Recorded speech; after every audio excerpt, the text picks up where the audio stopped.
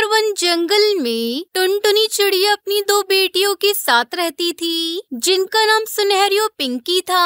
एक दिन, बच्चों, मैं तुम सबके लिए दाना लेने जा रही हूँ। बारिश कभी भी आ सकती है, इसलिए तुम घोंसले में ही रहना।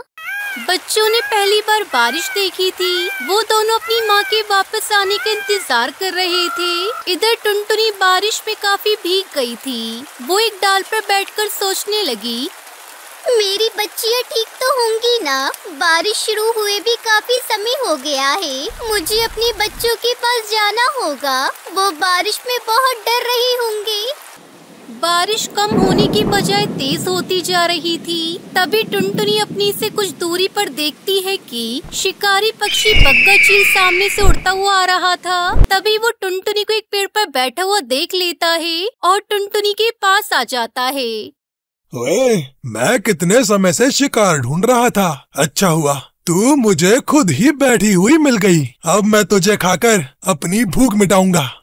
दोस्तों, कल की वीडियो में आपने इतने कम लाइक क्यों किए? मुझे बहुत बुरा लगता है। दोस्तों, जब मैं आपके कहने पर कहानी बनाती हूँ और आप बहुत कम लाइक करते हो, और जब आप कम लाइक करते हो तो मुझे वीडियो बनाने का बिल्कुल भी मन नहीं करता है। तो प्लीज दोस्तों, अब इस वीडियो पर जाकर लाइक कर दो।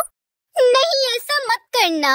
मेरे दो छोटे छोटे बच्चे हैं। अगर तुम मुझे खा जाओगे तो मेरे छोटे छोटे बच्चों का क्या होगा?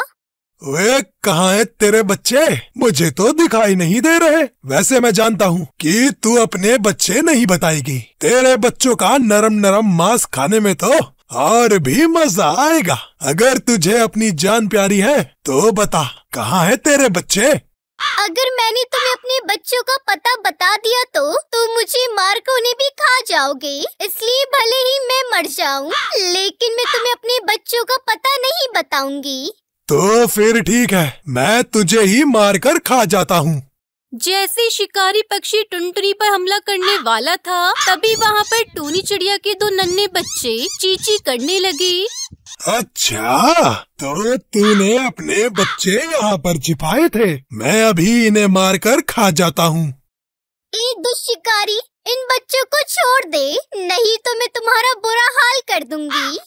ये सुनकर शिकारी को गुस्सा आ गया और वो टूनी चिड़िया के एक बच्चा खा गया। तभी टुनटुनी चिड़िया दूसरा बच्चा बचाने के लिए शिकारी से लड़ने के लिए आगे बढ़ती है। तुमने एक बच्चा तो मार डाला, लेकिन मैं तुम्हें दूसरे बच्चे को हाथ नहीं लगाने दूंगी। तभी टुनटुनी इस बच्चे को उठा लेती है और शिकारी से लड़ने के लिए तैयार रहती है। आज तो मेरा पेट एक बच्चे से भर गया, लेकिन मैं इस दूसरे बच्चे को बाद में खाऊंगा। पर तू बचकर रहना चिड़िया, मैं तुझे और इस बच्चे को एक साथ खाऊंगा।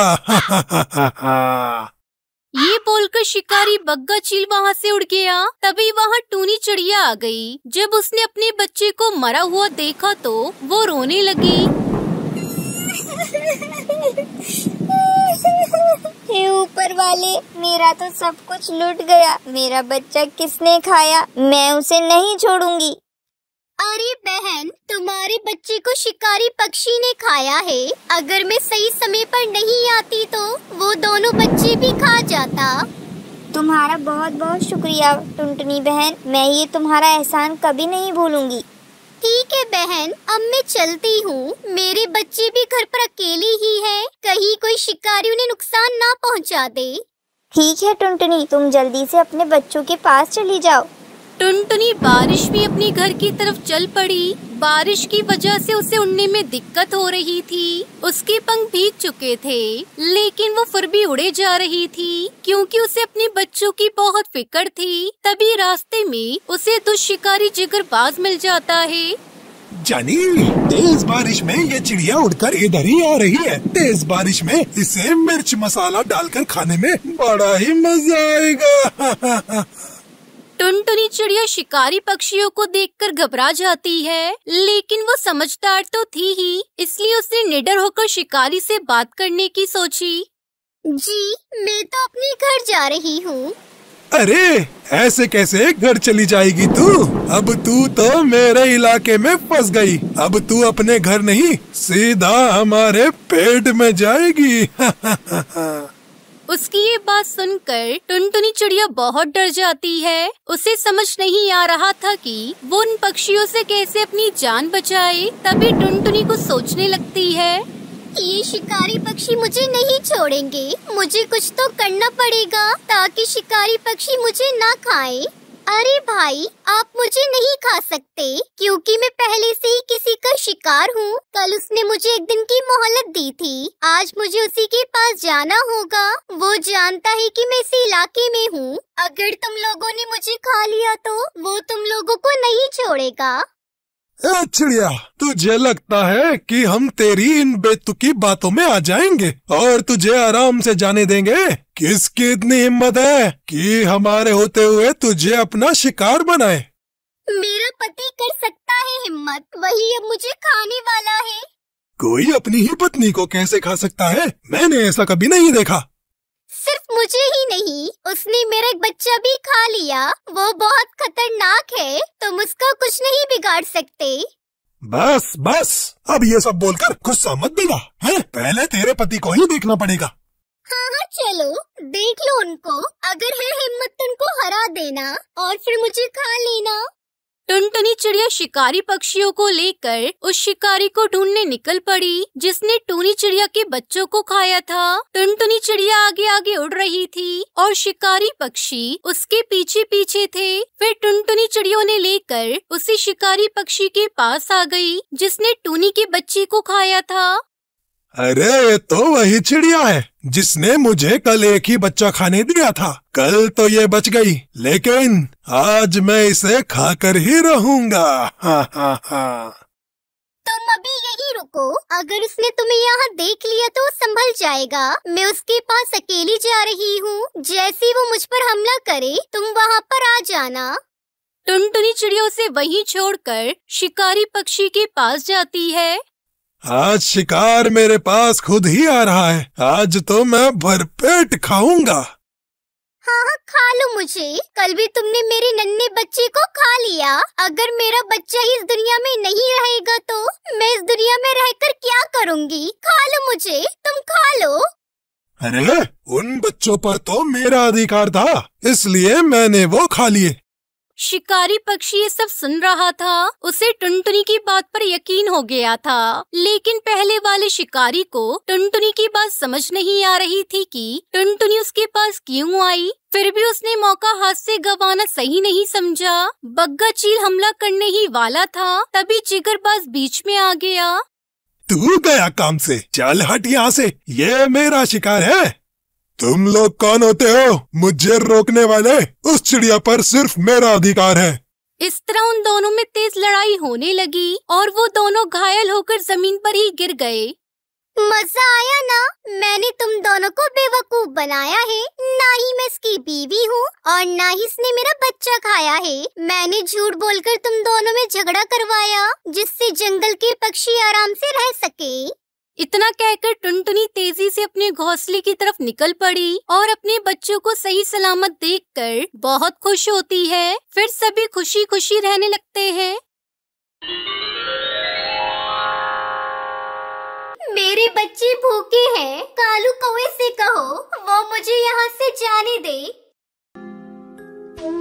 ढोलकपुर के जंगल में टुनटुनी चिड़िया अपने बच्चों के लिए दाना ढूंढने निकलती है। टुनटुनी चिड़िया को एक पेड़ पर कुछ भुट्टे के दाने दिखाई देते हैं। टुनटुनी चिड़िया उन भुट्टे के दानों को लेने वाली होती है कि तभी कालू कौवा वहाँ आ जाता है और टुनटुनी चिड़िया को पकड़ लेता है। मुझे छोड़ दो कालू भाई, मेरे बच्चे घर पर अकेले हैं, मुझे जाने दो। टुनटुनी की आवाज सुनकर पास में रह रहा चील वहाँ आ जाता है और ये सब देख लेता है। छोड़ दे कालू इस चिड़िया को, इसके छोटे छोटे बच्चे हैं।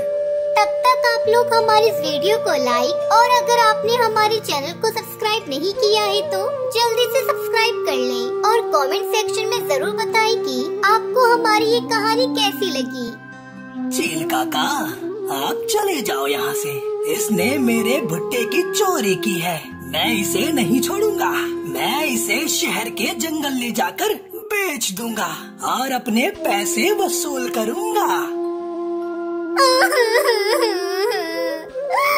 मुझे बचा लो चील भाई, मेरे बच्चे मर जाएंगे। पहले मेरे घर वालों ने मुझ पर जुल्म किया और अभी कालू कौवा मुझे सता रहा है। मेरे बच्चे भूखे हैं। कालू कौवे से कहो वो मुझे यहाँ से जाने दे। कालू, अगर तूने इस चिड़िया को नहीं छोड़ा तो मैं तुझे जान से मार डालूंगा। वैसे मैंने मांस खाना छोड़ दिया है, पर तुझ जैसे दुष्ट और पापी को खाकर मुझे कोई पाप नहीं लगेगा।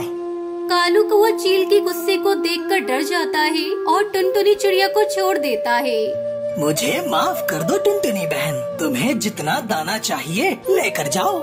टुनटुनी चिड़िया भुट्टे के दाने लेकर घर पहुंचती है और अपने बच्चों को खाने के लिए देती है। भूख से बेहाल टुनटुनी की दोनों बेटियां दाना खाने लगती हैं। अचानक से टुनटुनी की बड़ी बेटी सुनहरी चिड़िया कहती है, माँ, आपने इतनी देर क्यों लगा दी आने में?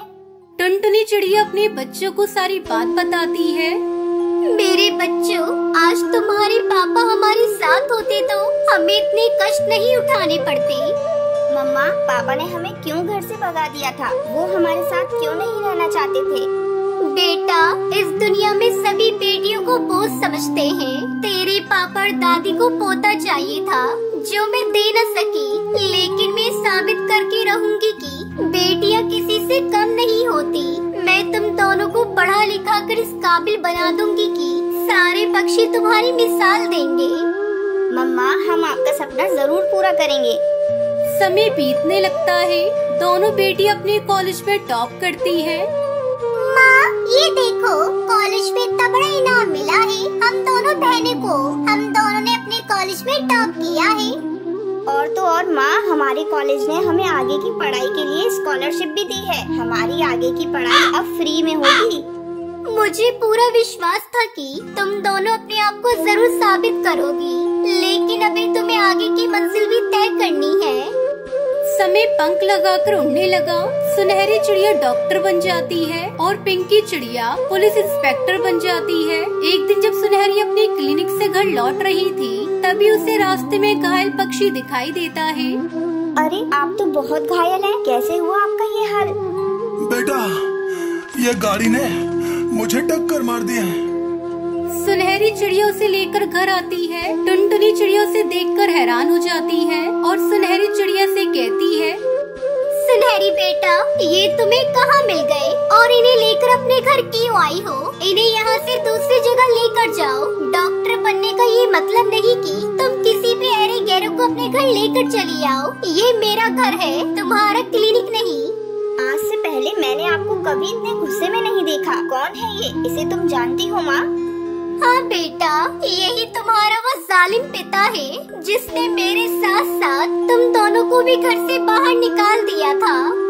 माँ, मैं एक डॉक्टर हूँ और मेरा फर्ज है जरूरतमंदों का इलाज करना। इन्होंने आपके साथ जो किया वो गलत है। इतना कहकर सुनहरी चिड़िया अपने पिता का इलाज करती है। होश में आने के बाद सुनहरी का पिता टुनटुनी चिड़िया को सामने पाता है तो शर्म से उसकी आंखें झुक जाती है। मैं गलत था। मेरे बेटे ने मुझे धक्के मारकर घर से बाहर निकाल दिया, पर जिस बेटी को मैंने ठुकरा दिया था, आज उसी ने मेरी जान बचाई। मुझे माफ कर दो। मैं समझ चुका हूँ, बेटियाँ बोझ नहीं होती। माँ, पिताजी को अपनी गलती का एहसास हो गया है। आप उन्हें माफ कर दो। हाँ माँ, आप पिताजी को माफ कर दो।